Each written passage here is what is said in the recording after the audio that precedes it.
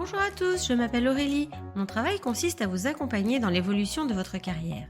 Après avoir constaté que de nombreuses personnes cherchent à découvrir de nouveaux métiers, j'ai décidé de partir à la découverte de salariés et de chefs d'entreprise qui acceptent de partager avec nous leur expérience.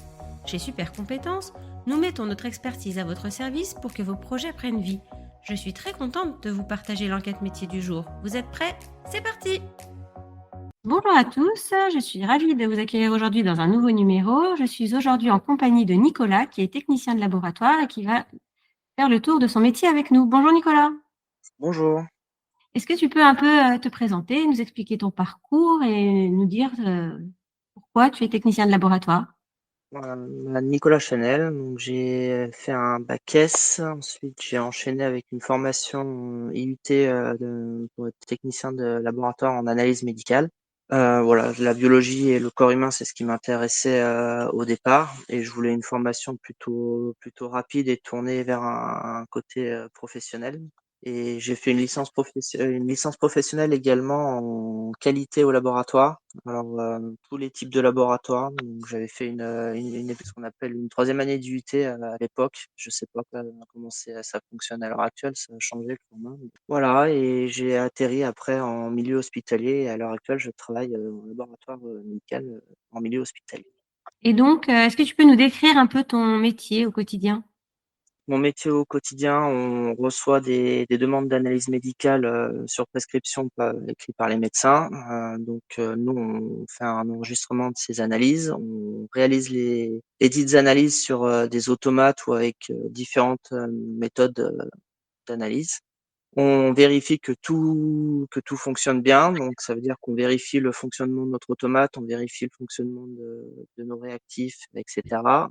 On valide un résultat sous la responsabilité d'un biologiste, et ce résultat ensuite est transmis au médecin pour qu'il puisse l'utiliser dans le suivi ou dans la mise en place d'un diagnostic auprès des patients. Du coup, il y a un gros travail outre l'analyse en elle-même, au niveau de la traçabilité de ce qu'on fait, parce qu'on travaille avec des normes qualité qui sont très très poussées dans le milieu des analyses médicales. Donc, il y a un gros travail aussi de qualité qui est fait en parallèle, en fait, de ce travail d'analyse.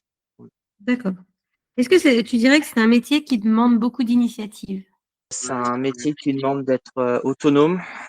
Donc, il faut savoir se débrouiller, un peu réfléchir par soi-même, et il faut aussi savoir poser les questions à ton biologiste, en fait, qui est quand même responsable de ton travail, si jamais tu es coincé.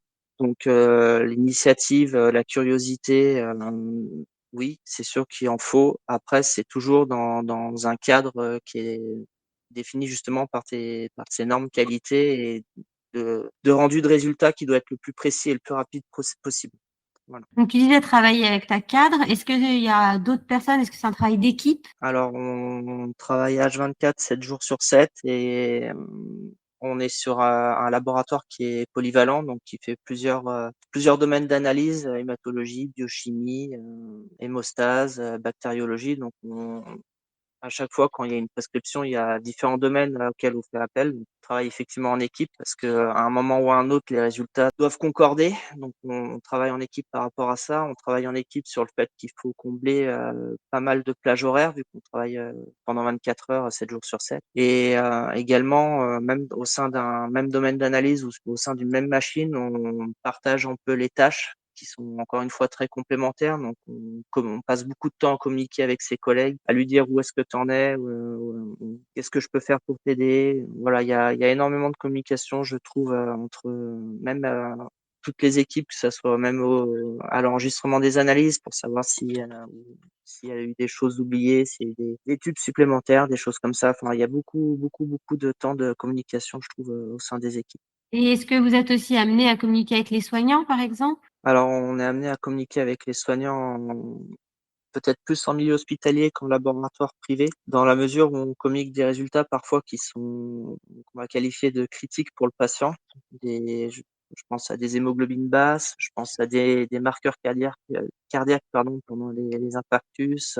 Bref, un certain nombre de résultats qu'on doit transmettre de manière très, très rapide dans la mesure où ça nécessite une prise en charge derrière qui doit être quasi immédiate pour le patient. Oui, on communique beaucoup avec les services. Il y a aussi parfois des tubes, ça arrive de temps en temps, qui sont pas assez remplis ou qui ont il y a eu des formations de cailloux dans le tube. On est obligé de leur demander de prélever des tubes supplémentaires, malheureusement, ça arrive aussi.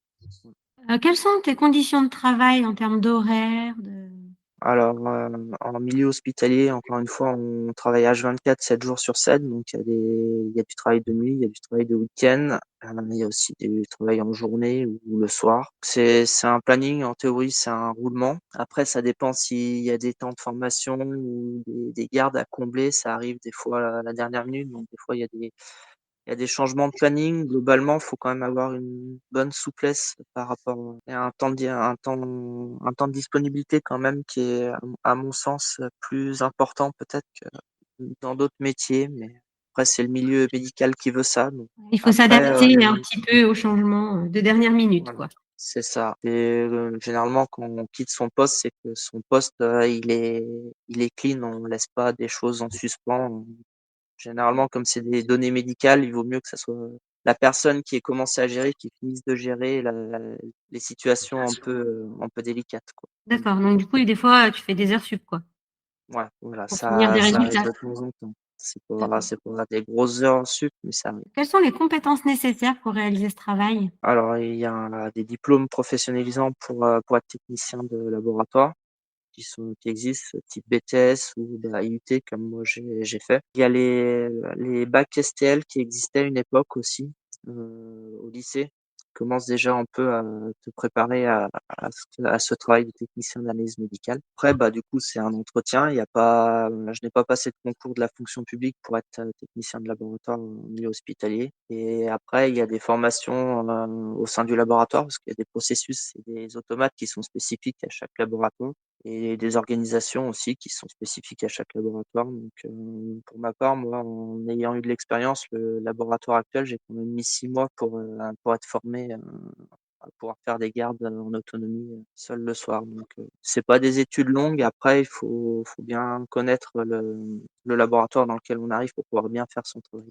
Et du coup, il faut quand même être un peu, dynamique, Alors, vaut mieux être dynamique et pas rester en plan, toujours avoir un peu de la curiosité, se renseigner, oui, clairement, c'est pas un métier où on reste assis, derrière assis sur un fauteuil. Faut quand même, beaucoup bouger. C'est, vaut c'est bien d'être, on va dire dynamique, enjoué, curieux. Je pense que c'est des qualités qui sont vraiment très appréciables au sein d'un laboratoire. quels sont les débouchés? Est-ce qu'il est facile de trouver un travail? Alors nous, en milieu hospitalier, on recrute.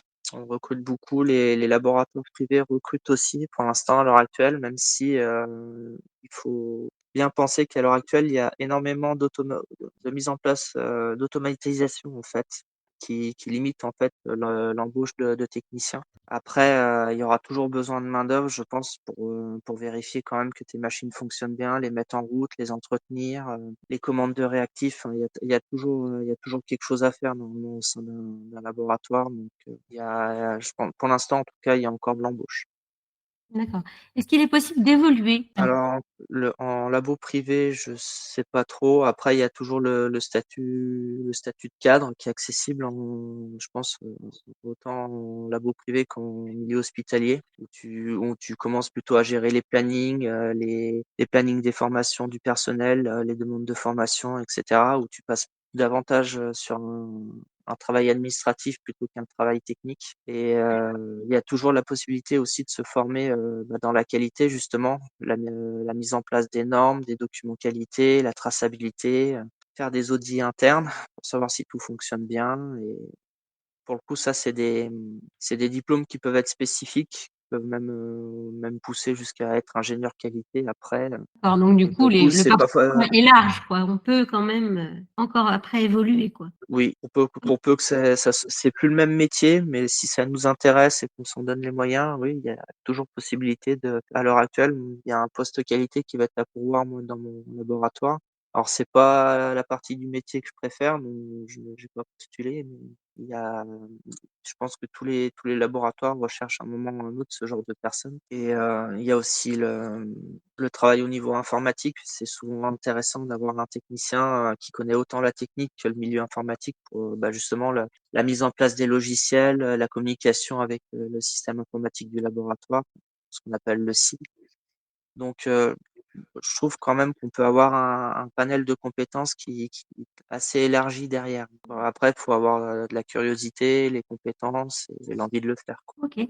Alors concernant le salaire, est-ce que tu saurais dire un petit peu une moyenne, en début, fin de carrière, ce qu'il est attendu?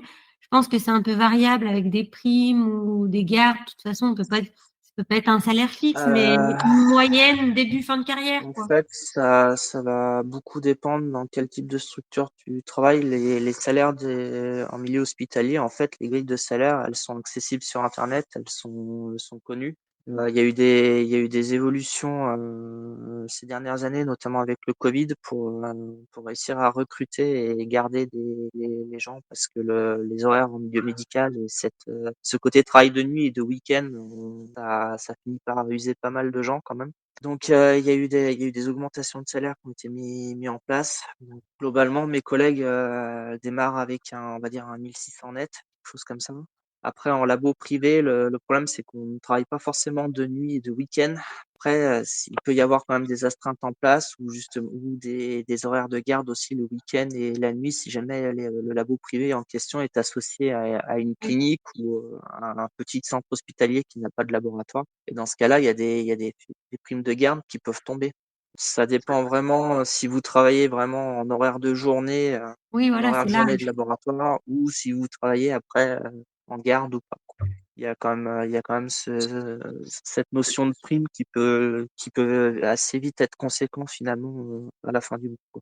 Quel conseil tu pourrais donner à une personne qui souhaite s'orienter en tant que technicien de laboratoire? Bah, je pense que les diplômes, ils sont assez reconnaissables quand on les cherche sur internet, les IUT, les BTS, d'analyse médicale. Les conseils que je peux lui donner, c'est peut-être de réfléchir tout de suite, dans quel milieu, elle veut travailler, si elle veut rester technicien ou tout de suite monter. Voilà, on peut être technicien, on peut être biologiste, on peut être, informaticien, on peut travailler dans la qualité. Enfin, voilà, il y a quand même pas mal de panels de métiers au sein d'un laboratoire.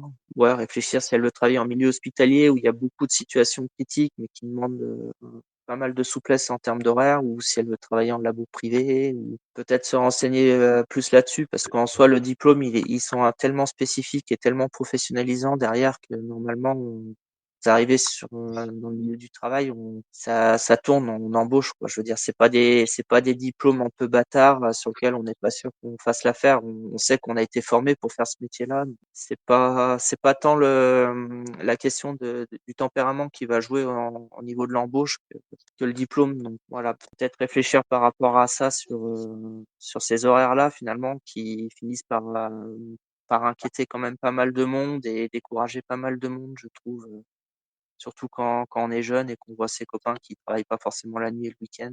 C'est à réfléchir quand même. C'est pas insurmontable, hein. Moi, j'y trouve mon compte parce qu'on a des récup en semaine, parce qu'on a du temps libre après la semaine pour faire des choses et faut juste y trouver son compte. Mais c'est à considérer, je trouve, avant de se lancer dans ce métier, quoi. Eh bien, merci Nicolas de nous avoir, présenté, le métier de technicien de laboratoire qui demande quand même, si je résume un peu, de l'autonomie, de la rigueur et de dynamisme et de la curiosité, si j'ai bien compris. Ouais, ouais, en fait, il y a tellement d'évolutions de méthodes d'analyse, on peut être formé sur plein de domaines différents. J'ai démarré avec les maths, après j'ai fait de la biochimie, après vous avez forcément des compétences en bactériaux, il y a de la biologie moléculaire qui se met en place. Enfin, c'est pas un domaine qui est mort, quoi, ça évolue tout le temps. Super, c'est chouette. Merci beaucoup Nicolas.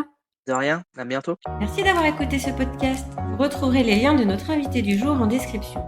Vous trouverez également l'enquête métier du jour en version PDF dans les notes de l'épisode.